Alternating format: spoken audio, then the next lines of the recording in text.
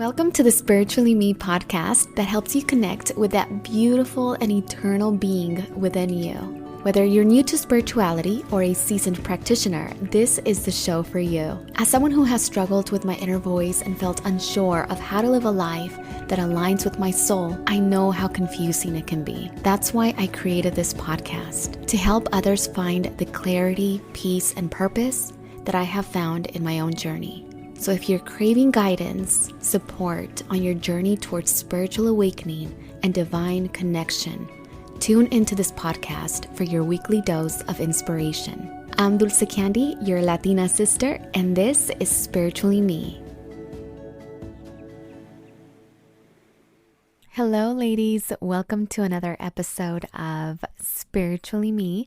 I am your host, Dulce Candy, and I'm really excited to be with you today. Today's episode is an Hola, Dulce segment, and I'll be answering one question that I got in from one of you beautiful ladies who sent a DM on my Instagram. Before we get started, please make sure to rate and subscribe to the podcast, leave a review.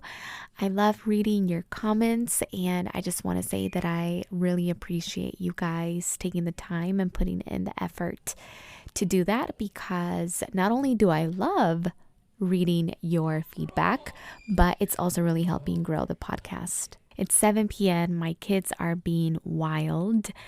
And what have I been up to? Well, I've been waking up at 5 in the morning because I just started reading this new book called The 5 a.m. Club. I mean, I was already waking up at 5, and I think it's because the whole new year type of energy, and I don't know why I felt so much pressure towards the end of the year to map out what I want to have and experience in the first quarter of the year. And so I've been focusing a lot of my time and energy just goal planning and setting up the systems and creating smaller actionable steps to manifest, because ultimately that is what manifesting is all about, is just kind of bringing your attention to something that you want to bring forth and taking action into making it happen. I think sometimes there's a misconception that manifestation is something like magical and out there, and just it's mystified almost, but the way that I see it, it's more of a way of just focusing your attention. And as you guys know, whatever you focus your attention on grows, right? I was waking up at 5 in the morning because I know how important my morning routine is for me. At 5 a.m., I get about 2 hours, and my winter morning routine is a lot different. I don't work out right away. I pretty much just get up and go downstairs, make a cup of coffee, have some quiet time for reflection on my desk, overlooking a big window out into my garden out in the dark. And then I get about 2 hours of just sitting on my desk and I study. Because there's so many things that I'm interested in, guys. Like, I have so many passions, you have no idea. So it's been so hard for me. I know some of you guys can relate to this, just finding one thing to focus on. So I said, okay, quarter one, I am completing my 500-hour yoga teacher training program. And it's a lot of studying, a lot of reading, a lot of remembering, a lot of practice. If I really want to complete this and take my life to the next level, however that's going to look for me, I need to sacrifice sleeping in and work for at least an hour and a half in the morning from 5 to 7 a.m. and study this program. So that's what I've been doing. I've been waking up with a cup of coffee and just studying. Sometimes I'll work on like a podcast outline or a YouTube outline or content ideas, and I'll figure out what I need to shoot for the day and stuff like that. I'll work on questions for an interview for the podcast and things of that nature. And honestly, it just helps out so much to have 2 hours of uninterrupted time for me to focus in the darkness with the candle, my coffee. I'll play really soft background music on my headphones, and I get so much done. I am so productive. Not to toot my own horn, but I do have an incredible A-list library. I have some of the best books that you could ever think of. And I love books, and I just wish I had more time to read. But I opened up my library where I have like all of my books, and I love to just open it up and just kind of see whatever inspires me, because my books always inspire me with ideas and so many things. And I opened it up and I saw this yellow book in the back, and I'm like, what is this? And I take it out, and it's a book called The 5 a.m. Club by Robin Sharman. But it talks about the importance of the 5 a.m. morning routine, and how some of the most elite people, I'm talking billionaires and like high achieving people, have a 5 a.m. morning routine, right? And so basically it consists of like 20 minutes of exercise as soon as you get up. And there's a whole science behind jumping out of bed and going straight to like a sweat session, something about like dopamine and stuff like that. And then you do 20 minutes of meditation, journaling, right? Spirituality, all of that. And then 20 minutes of learning and reading.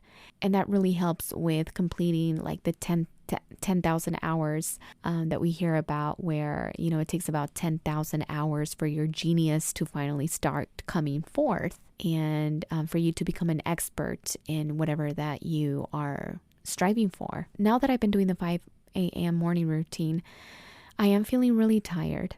And a lot of it has to do with the night before preparation. And you also have to get used to it. So you have to stick it out. I have to remind myself that even though I've been feeling odd in a sense of like I'm not usually tired, because I don't really wake up at 5 in the morning unless I'm going through a really tough time in my life. Then I'll wake up at 4 a.m. But even then, it's not something that I do consistently every single day. I'll wake up at 4 a.m. when I'm going through a hard time and I need a lot of reflection. I'll do it for like a week or something like that. Yeah, so that's what I've been doing, ladies. I've been doing the 5 a.m. morning club, and my husband has been joining me because we're both on a mission to do things in our lives, and we're partners. And he doesn't really like it when I call him my partner. He's like, I'm your husband. He just feels like the word partner is too, I don't know, modern or woke or something like that, you know, towards growing. Okay, anyways, moving on to today's question. We have Celeste, beautiful name, by the way. She said, Hola, Dulce. How can I detach myself from pressures of social media and not having it quote unquote all? First of all, I think it's great, right? If we're feeling like we need to measure up to something that society has deemed as acceptable and normal and, you know, quote unquote successful, then we have to really start to question, why do we believe that? Where did we learn that we have to live up to certain societal expectations in order to be worthy as a human being? If social media is not really like your career, or you're not an influencer or content creator, and maybe your business doesn't rely on social media, I would totally take the biggest break of my life. Actually, this incredible woman that I met in one of my birthday dinners, she just quit Instagram recently, and she sent me a message, and she's like, by the way, what's up, girl? I know you might be listening. I don't know if you are, but you might be listening. I think you know who you are. But I was like, oh my God, I admire that so much, because she recognized that it wasn't healthy for her, and she just quit it. You know, in the day and age where we're all online, and then there's new platforms, and then we're trying to go to the next platform and grow that platform, it can be very overwhelming and stressful. And to be honest with you, when I'm on TikTok, just scrolling, and this is something I rarely do, but if I am on TikTok looking for inspiration, like trending audios or things that I can do, I am literally anxious and on edge as soon as I'm done scrolling for even like 10 minutes. I will testify that my husband will testify that he's like, what's wrong with you? All of a sudden after being on TikTok. And I'm like, I don't know, I was just on TikTok and I don't feel good anymore. A lot of the things that we do see on social media, you know, like even I've seen this before. People rent out clothing that they don't own. They, you know, there's studios that look like private jets, and they pretend like they're flying first class. Or there's, you know, instances where people get flown out to Dubai, but it's not because they wanted to go on a vacation, it's for some more dubious reasons behind it. But we don't know any of those kind of things that go behind the scenes. So we never really know what's going on behind the scenes of anyone's life. Because social media is that, we're sharing the best moments. And even those best moments are created moments. They're not authentic moments. They're, staged and everything. And there's nothing wrong with that in the sense of like creativity and self-expression. But I think just bringing awareness to the fact that it's an illusion and that we shouldn't look to other people to define what we deem as valuable in our lives. My point is that the first thing that I would do is go on a social media detox, either for a week, 2 weeks, whatever you feel is going to help you feel better, and focus on you. I always go back to that. Anytime that you spend thinking about what other people are doing, it's time that you will never get back that you could have spent focusing on your mission. Maybe there's things that you want to pursue, courses you want to take, certifications, maybe skills that you want to develop. Maybe you want to start crafting that life that you really want to live.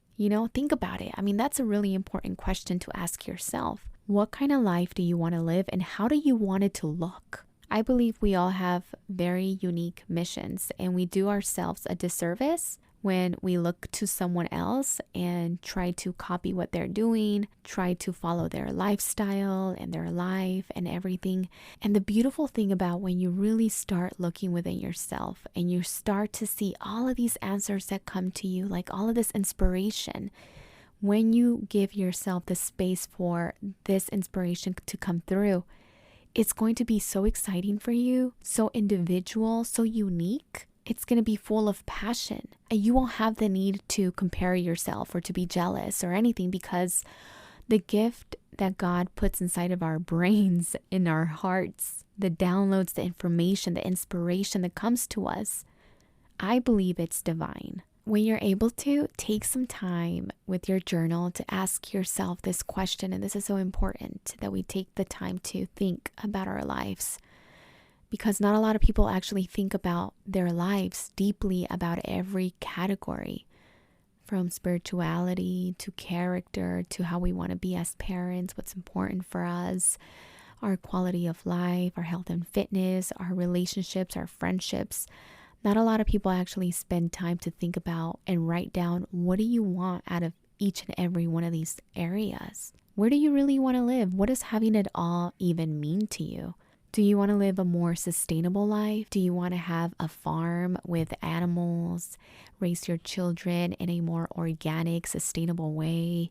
Maybe you want to grow your own fruits and veggies and grains. Or maybe you want to live in a big city and you want to have a certain kind of lifestyle and drive luxury cars. Or, you want to move somewhere else. You just want to do something different than what you think people are supposed to do. But what do you really like? What would make you happy? How do you want to show up as a person every day? And you know what? Let me drop you with this one. What do you want to be remembered for? What do you want people to say about you at your funeral? When I started asking myself those questions, it really started to change a lot of the shadows that I had inside of me. Because I thought about the way that I acted sometimes in front of certain people that I love. If I die today, how do I want to be remembered? What do I want people to say at my eulogy? What do I want my nephew to say about me, his aunt, or my sisters, or my co-workers? Do I want them to say that I was a bitch? That I was rude? That I was mean? That I was self-centered, egotistical? Or do I want them to say that I cared about them? That I showed love? That I was patient? That I gave them a smile? What do you want people to say about you? This is why self-reflection is so important and one of the most important things that we can think of. I forgot who said this beautiful quote about self-reflection. Here it is. You already know I love a good quote. Socrates is the one that said that the unexamined life for a human is not worth living. Oh my gosh. Do you guys watch Infinite Waters? Ralph Smart? Well, I've been an avid viewer of his YouTube channel for 10 years since he started. He does like this slow motion thing where he goes like, And he turns his head very slowly to the left, and then he says slow motion, and he does it to the other side.